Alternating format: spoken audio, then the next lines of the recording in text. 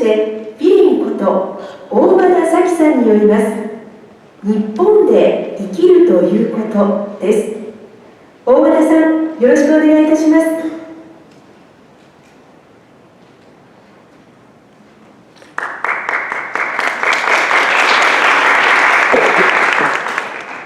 皆さん、こんにちは。福島県から参りましたフィリンこと大和田咲です。このタイトルを見て皆さんは何を思ったでしょうか。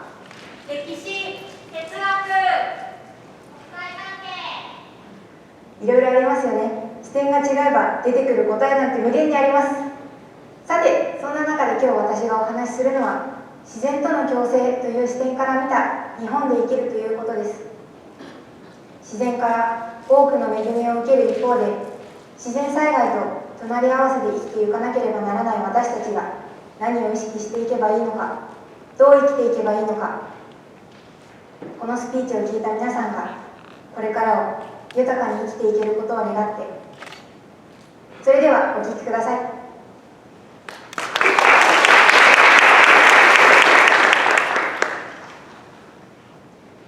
Natural disaster. When you hear this word, what do you imagine? Typhoons, heavy rain, earthquake, volcanic eruption, landslides. Moreover, in recent years, extreme weather such as intensive fluctuation rain have caused significant damage in many areas. In addition, large-scale disasters such as the Nankai megastructure earthquake and the eruption of Mount Fuji are anticipated to happen. You may think that it is difficult for us to live in Japan because there are so many disasters. But please think about it in another way. Japan has always existed in this place since long ago. Then, of course, people must have faced many disasters. So, why are our ancestors able to survive in this country, even though they didn't have the same technology as we have today? The key to answer this question is in the German people's way of living together with nature. They lived in the German period, which lasted for 10,000 years. In this long history, they lived with nature and they changed their dialogue with it. For example, when they collected food, they only took what they needed to food, like nuts, fish, shellfish, and animals.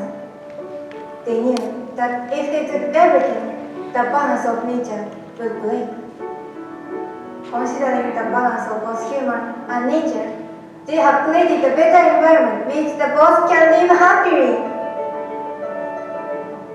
Another example, after a storm surge or tsunami caused by typhoon or earthquake, they moved to higher ground to avoid further damage and to protect their children.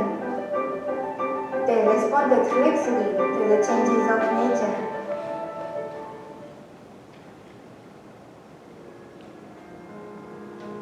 As time went on, people looked for land suitable for agriculture and economic development. So, they pioneered nature through the development of civilization and technology. However, with the development of technology, people's values have changed. They began to disregard the properties of nature and to believe they could control nature by themselves. Technology has made our lives more convenient. But is it really right to live like this?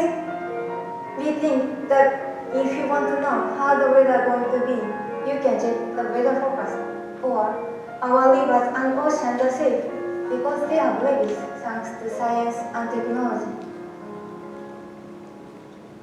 Many people were damaged as a result of the collapse of what we believe.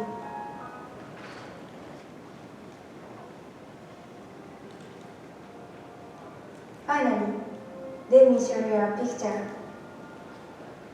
12 years ago, on March 11th, the Great East Japan earthquake occurred.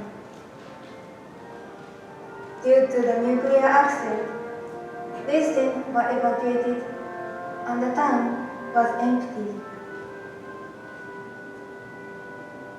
Then, 1 month later, spring came to this town and the cherry blossom bloomed.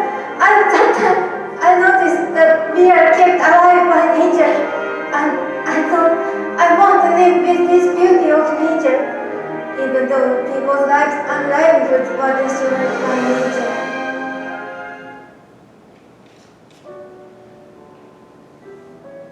Our German ancestors taught us how we should live.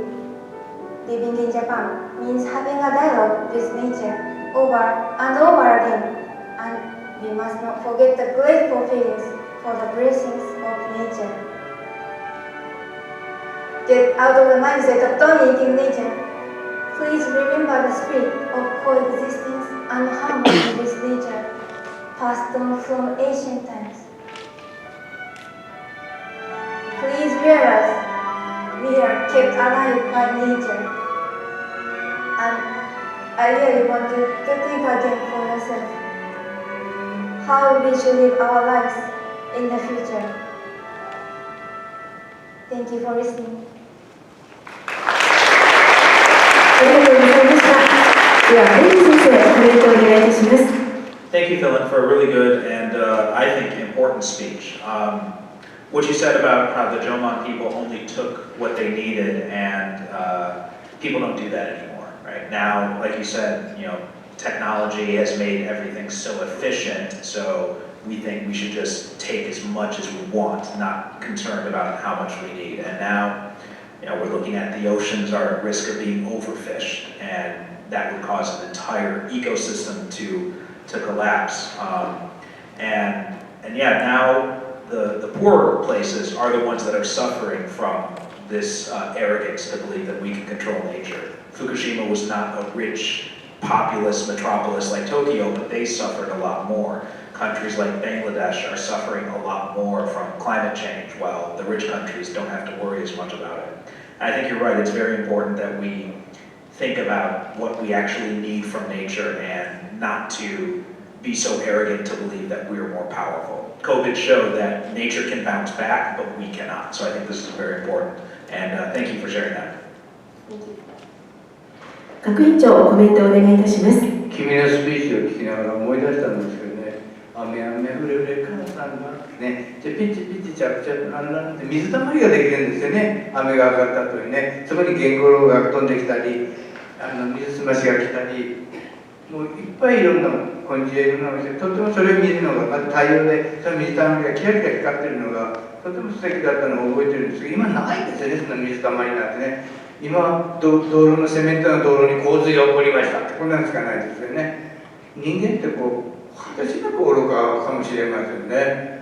もう津波がいろいろ来たら次の年はきれいなまた夕日が見えたり海の鳴きが見えたりするのに巨大な小型が出るから向こうも見えなくなっちゃうんですね。もう君はそういう怒り、いわゆる人工物を極端に作りすぎると地球にとってはがんのようなもんですね、皮膚がんのようなもん、そういうことがダメなんですよというそういうメッセージを伝え、しかも君福島から来たわけで、しかも地震も体験して津波も体験したわけですから、そういう意味ではすごいいいメッセージになると思いますね。体験者がちゃんと伝えてるんでよく聞きなさい人間どもよというね、そういうメッセージでした。ありがとうございます。ありがとうございました。ありがとうございます。